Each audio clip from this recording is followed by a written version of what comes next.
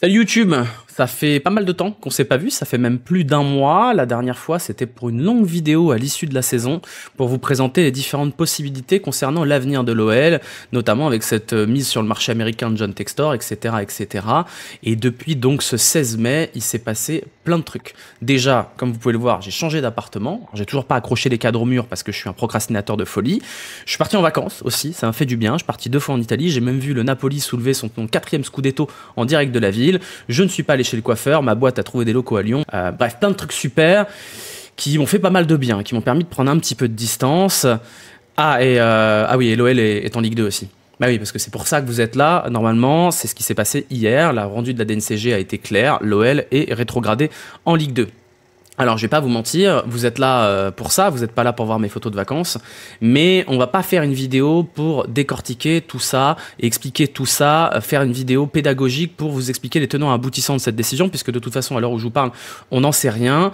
Si vous voulez ma réaction à chaud à tout ça, vous aurez sur la chaîne secondaire le replay du live de mardi soir, après la décision, où vous aurez probablement beaucoup de colère et beaucoup de je sais pas, puisqu'à l'heure où je vous parle, on sait pas grand-chose de ce qui va advenir de l'Olympique Lyonnais dans les prochains mois, si ce n'est que l'OL va faire appel auprès de la FFF et fera peut-être même appel auprès du tribunal arbitral du sport si la FFF ça ne passe pas, et il est possible, même peut-être probable, que l'OL soit réintégré en Ligue 1 comme l'avaient été les Girondins de Bordeaux il y a quelques années, avant, je vous le rappelle, de descendre sportivement comme des grands quelques années plus tard.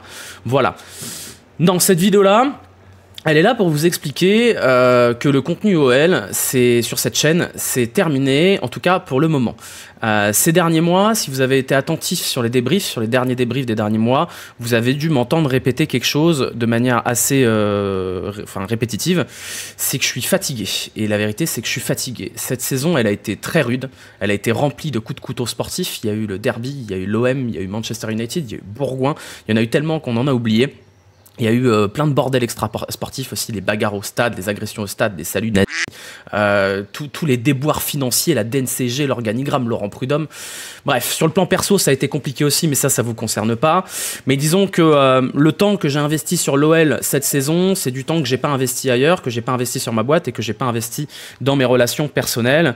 Et j'aimerais aussi avoir une pensée pour mon ex en novembre dernier au restaurant qui m'a dit, quitte à ce que tu passes ta soirée sur le téléphone, tu vas au moins m'expliquer ce que c'est que la DNCG. Donc maintenant, mon ex sait ce que c'est que la DNCG et m'a demandé hier comment ça se passait l'audition.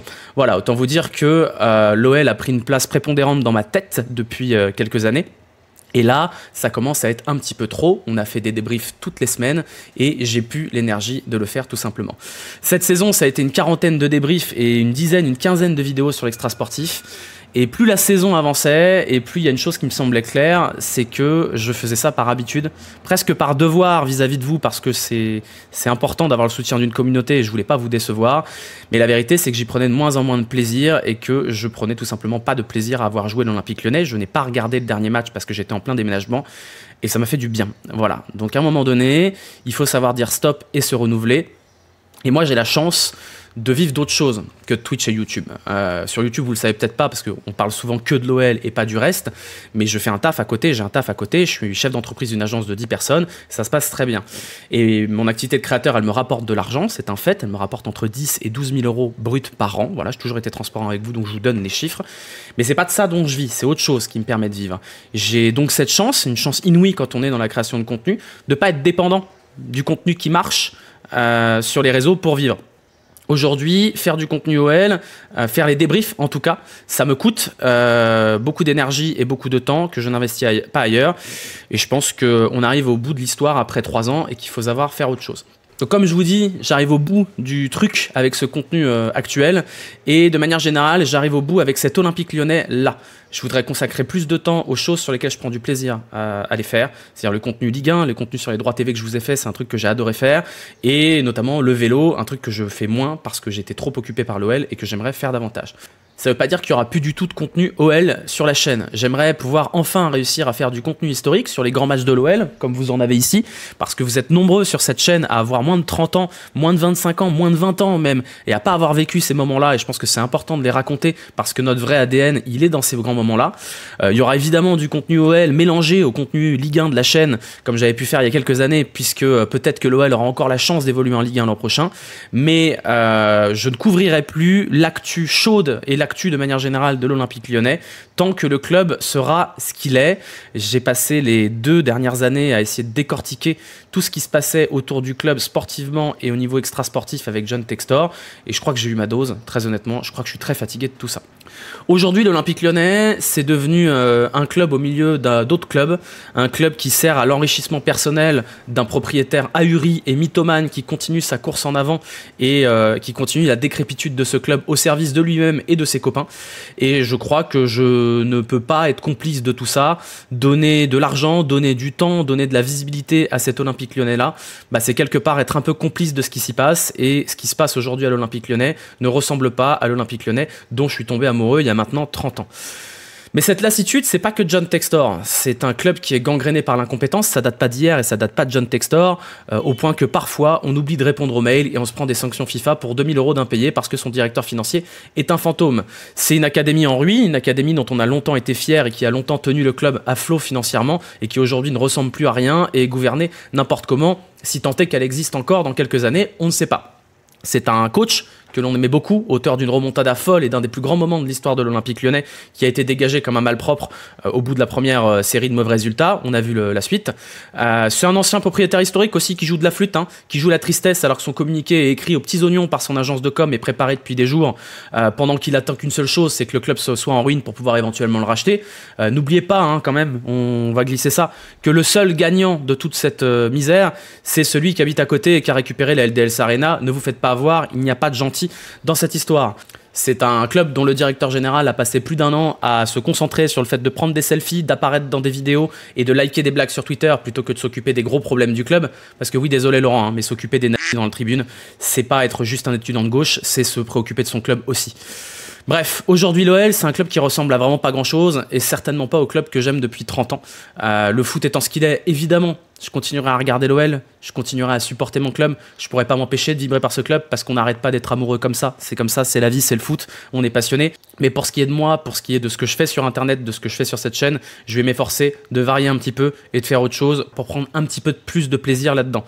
Parler de Ligue 1, parler de droit TV, parler d'économie du foot, parler de cyclisme surtout, ça fera moins de vues, ça fera moins d'argent, mais ça fera aussi moins de relous au procès d'intention dégueulasse, ceux qui disaient que j'étais content quand on perdait, et ça fera aussi moins de cons, voilà, tout simplement. Donc voilà, avant de vous annoncer les prochaines échéances, notamment sur le contenu qui va arriver, sur le Tour de France et sur la Ligue 1, j'aimerais vous remercier. Parce que pendant 3 ans, on aura quand même bien vibré, bien ri, aussi pas mal pleuré.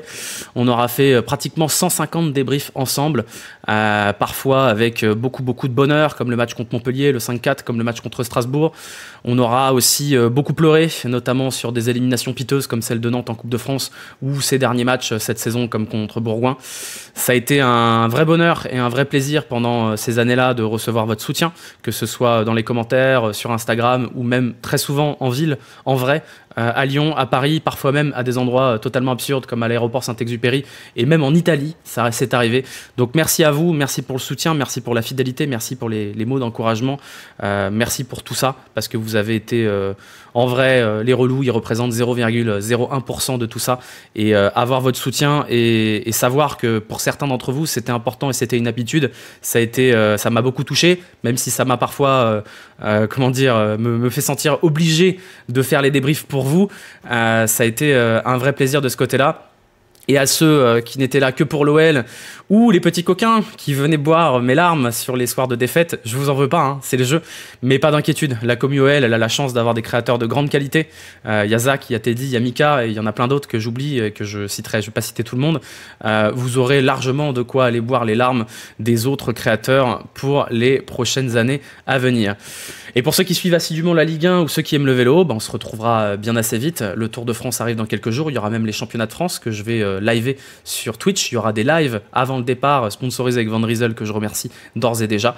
Donc je vous dis à très vite pour ceux qui aiment le vélo et la Ligue 1. Et pour ceux qui aiment l'OL, de toute façon, on se croisera, que ce soit en ville, au stade, puisque je ne sais pas si je serai abonné, mais forcément, on reste amoureux du club, donc on s'y croisera d'une manière ou d'une autre. Voilà, c'était cool. Maintenant, on va prier pour que Textor dégage vite et qu'on se retrouve d'une manière ou d'une autre ailleurs. Ciao!